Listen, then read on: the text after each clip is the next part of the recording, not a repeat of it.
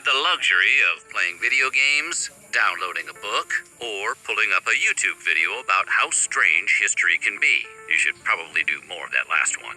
But back in the day, folks had to get creative when looking for ways to pass time.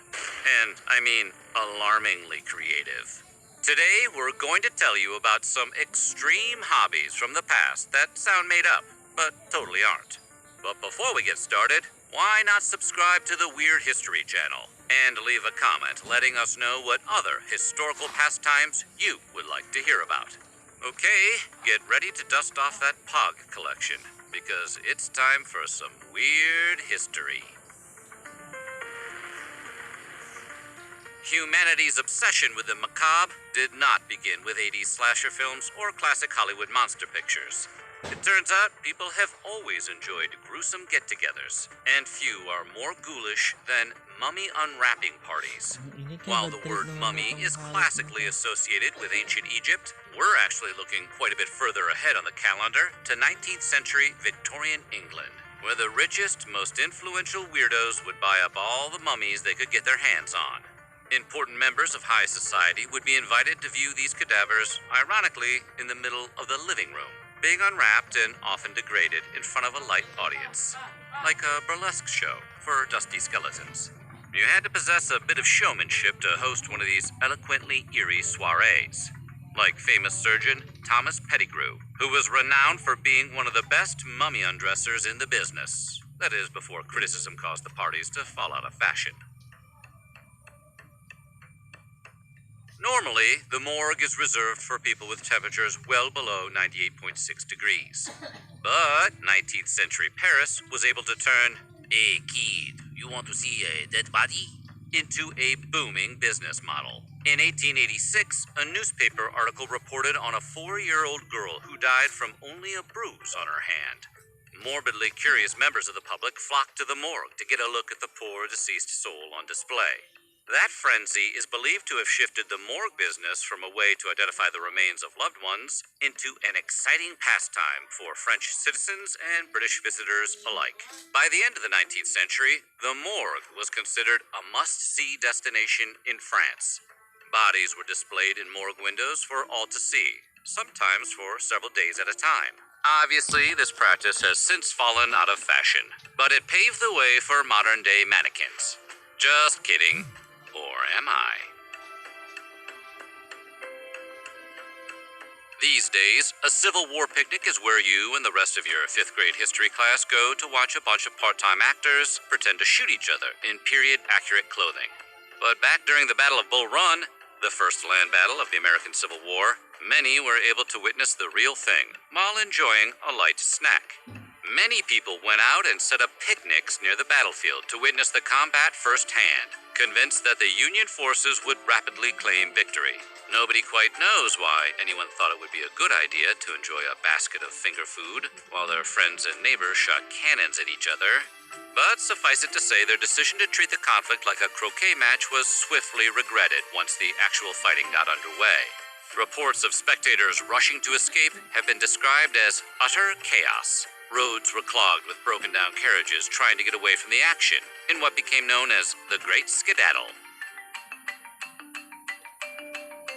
Before the NFL, the Super Bowl, and Tom Brady's televised divorce, there was mob football. Most of modern football was derived from this early version of the sport, originally created in the 12th century. Much like today, the game was played with a pigskin ball, which would be fought over by 2 opposing teams trying to score a goal. Unlike today's game, however, you had to score 3 times before receiving 1 point. Geez, their injury reports must have been a horror show. Other than that, there was pretty much only one rule: no murdering. It was a brutal game, less a sport than a segment on Jackass.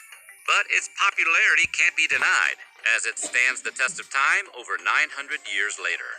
Yep, that's right. The original version of Mob Ball is still played in the UK, with 2-day-long matches held every year on Shrove Tuesday and Ash Wednesday for thousands of fans.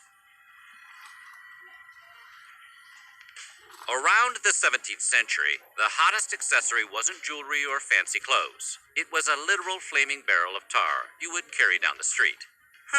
Wonder if you can wear one on a chain, like Flava Flav. The bizarre tradition dates back centuries in England's Ottery St. Mary, where the custom of carrying flaming barrels of tar down the road has been time honored since 1605, just after Guy Fawkes' infamous gunpowder plot.